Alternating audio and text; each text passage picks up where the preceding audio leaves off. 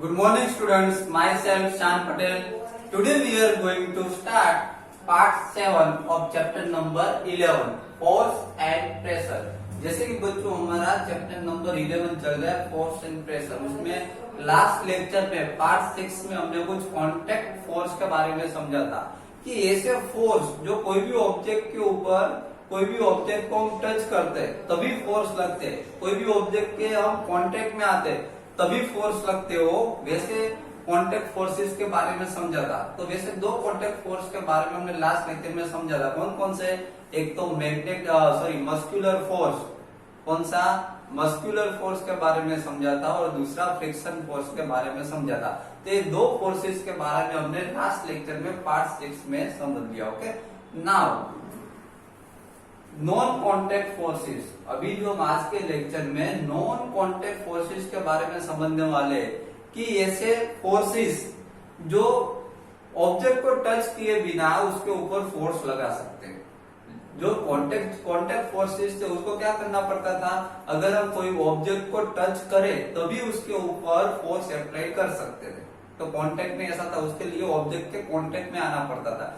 लेकिन आज के लेक्चर में समझने जा रहे हैं वो है non contact forces. Non contact forces में ऑब्जेक्ट को टच करना जरूरी नहीं है। टच किए बिना, कोई भी ऑब्जेक्ट को टच किए बिना उसके ऊपर फोर्स लगा सकते हैं।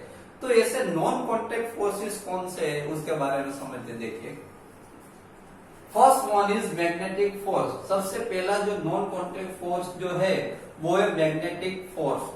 मैग्नेटिक फोर्स के आपको याद आए कि सर हाँ मैग्नेटिक फोर्स, मैग्नेट तो हमने देखा है, मैग्नेट जो होते है ना, मैग्नेट आपने देखा हो, मैग्नेट से आप खेले भी होंगे।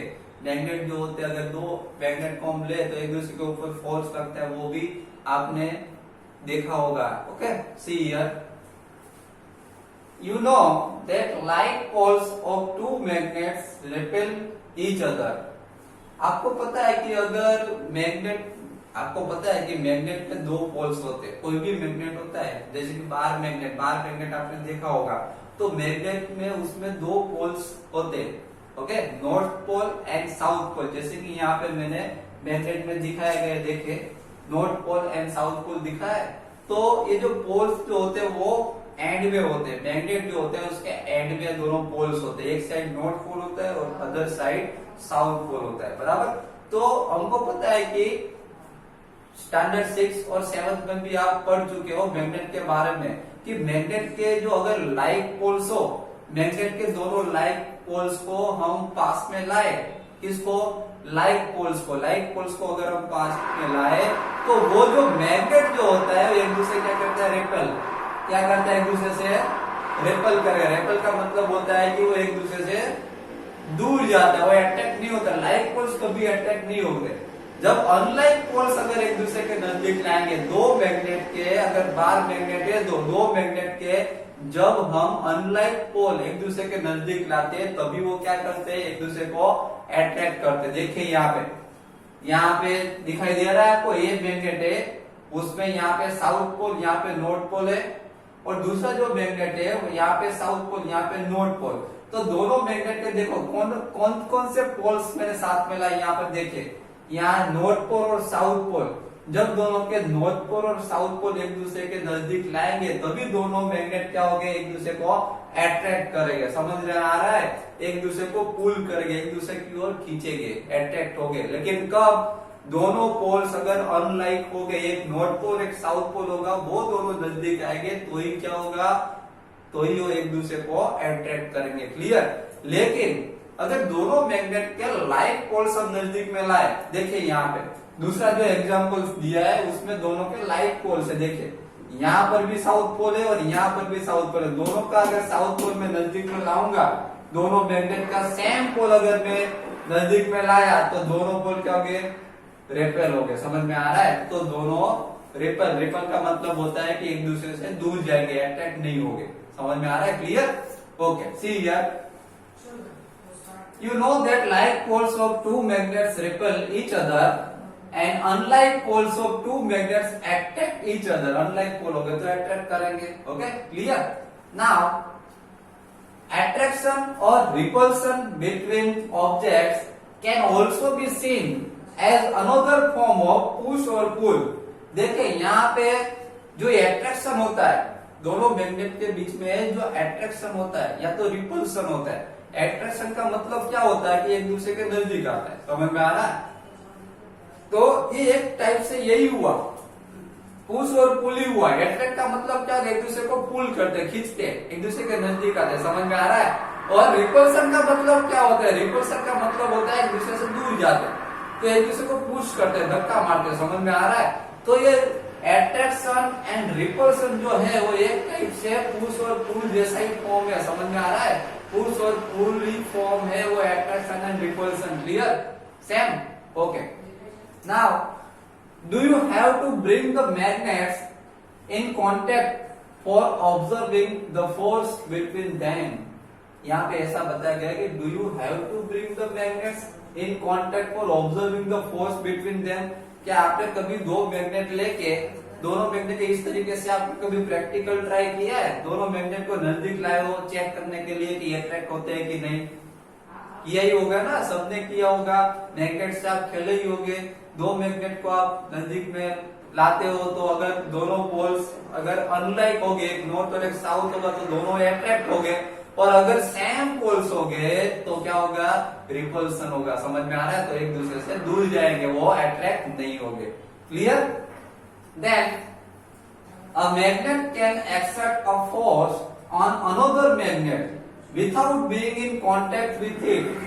देखिए यहाँ पे क्या होता है कि एक मैग्नेट दूसरे मैग्नेट के ऊपर अट्रैक्ट करता है, फोर्स लगाता है। क्या करता है, फोर्स लगाता है, या तो वो पुल करता है या तो वो पुश करता है। विदाउट कांटेक्ट, देखो दोनों के बीच में कांटेक्ट नहीं होता, दोनों मैग्नेट एक दूसरे के टच में नहीं आते, तो भी दूर से उसके बीच में क्या होता है, अट्रैक्शन और रिपल्सन दोनों प्रोसेस होती है। टच विदाउट टचिंग, टच किए बिना, समझ में आ रहा है। तो कांटेक्ट नहीं हुआ दोनों मैग्नेट का, एक दूसरे के साथ कांटेक्ट नहीं हुआ, लेकिन दूर से वो क्या करते हैं, एक दूसरे को दूर से ही वो रिपल्सन, दूर से ही क्या करते हैं। अगर अनलाइक पोल्स हो गए तो अट्रैक्ट हो गए, समझ में आ रहा है, और अगर लाइक पोल्स हो गए तो क्या हो गए, एक दूसरे से रिपल्सन प्रोसेस हो गई, समझ में आ रहा है। कांटेक्ट नहीं होता, विदाउट कांटेक्ट ये प्रोसेस होती है, इसीलिए इसको नॉन कांटेक्ट फोर्स कहा गया है। Clear. Now the force exerted by a magnet is an example of a non contact force. इसीलिए इसको नॉन कांटेक्ट फोर्स कहा गया है। क्यों नॉन कांटेक्ट फोर्स कहा गया है, क्योंकि विदाउट कांटेक्ट, कांटेक्ट के बिना एक दूसरे के प्रति अट्रैक्शन एंड रिपल्सन प्रोसेस होती है। विदाउट कांटेक्ट दोनों एक दूसरे के टच में नहीं आते, कांटेक्ट में नहीं आते, तो भी इसीलिए इसको नॉन कांटेक्ट फोर्स कहा गया है। Clear, okay. Then similarly the force exerted by a magnet on a piece of iron is also non contact force। देखिए इसी तरीके से यहाँ पे तो हमने दो मैग्नेट का एग्जांपल लिया ऊपर कि दो मैग्नेट के बीच में अट्रैक्शन एंड रिपल्सन प्रोसेस के बारे में समझे। लेकिन अगर दोनों मैग्नेट ना हो, मैग्नेट एंड आयन हो, समझ लीजिए मैग्नेट एंड आयन, मैग्नेट और आयन के बीच में जो एक्सर्टेड जो होता है फोर्स लगता है, मैग्नेट एंड आयन के बीच में भी जो फोर्स जो लगता है उसको भी नॉन कांटेक्ट फोर्स ही कहा जाता है। आपको पता है कि मैग्नेट को अगर आयन की थिंग्स के पास में ले जाए तो तुरंत आयन की जो थिंग्स होती है वो मैग्नेट से क्या हो जाएगी, चिपक जाएगी, समझ में आ रहा है। तो ये जो दोनों के बीच में जो फोर्स लगता है वो भी नॉन कांटेक्ट फोर्स ही है, समझ में आ रहा है। तो यहाँ पे हमारा मैग्नेटिक फोर्स जो है यहाँ पे कंप्लीट हो रहा है। Okay, now second force is, second जो नॉन कांटेक्ट फोर्स जो है वो है इलेक्ट्रोस्टैटिक फोर्स। कौन सा फोर्स है, इलेक्ट्रोस्टैटिक फोर्स। अभी इलेक्ट्रोस्टैटिक फोर्स क्या है वो समझते। देखो, a straw is said to have acquired electrostatic charge after it has been rubbed with a sheet of paper. यहाँ पे ऐसा बताया गया है कि एक स्ट्रो है, स्ट्रो में इलेक्ट्रिक चार्ज कब प्रोड्यूस हो गए, एक स्ट्रो है, स्ट्रो में इलेक्ट्रिक चार्ज अगर प्रोड्यूस करने हो मुझे तो कब हो गया, अगर मैं उसको पीस शीट ऑफ पेपर, तो पेपर शीट के साथ उसको मैं रब करूं, क्या करूं, बार बार उसको पेपर शीट के साथ में रब करूं, तभी वो इसमें चार्ज इलेक्ट्रिक चार्ज लिखोगे। Such a straw is an example of a charge body. इस स्ट्रो को एक इसका एग्जांपल है चार्ज बॉडी। चार्ज बॉडी का मतलब क्या होता है कि कोई भी थिंग्स को अगर मैं दूसरी थिंग्स के साथ रब करूं, क्या करूं, कोई भी थिंग्स को अगर मैं दूसरी थिंग्स के साथ रब करूं बार बार, तो उसमें इलेक्ट्रिक चार्ज प्रोड्यूस हो जाएगा। क्या हो जाएगा, इलेक्ट्रिक चार्ज, जिसको चार्ज बॉडी कहा जाता है। Clear? Then the force exerted by a charged body on another charged or uncharged body is known as electrostatic force। देखिए यहाँ पे ऐसा बताया गया है कि ऐसा फोर्स जो चार्ज बॉडी के ऊपर, ऐसा फोर्स जो चार्ज बॉडी के ऊपर या फिर अनचार्ज बॉडी के ऊपर जो फोर्स लगाया जाता है, the force exerted by a charge body on another charge और अनचार्ज बॉडी। कोई चार्ज बॉडी जो हो, कोई चार्ज बॉडी जो हो, जैसे कि हमने देखा कि कोई थिंग्स, समझ लो कि ये स्टिक जो है इसको मैंने चार्ज कर दिया, बराबर, दूसरी स्टिक्स के साथ रब कर करके इसको मैंने चार्ज कर दिया।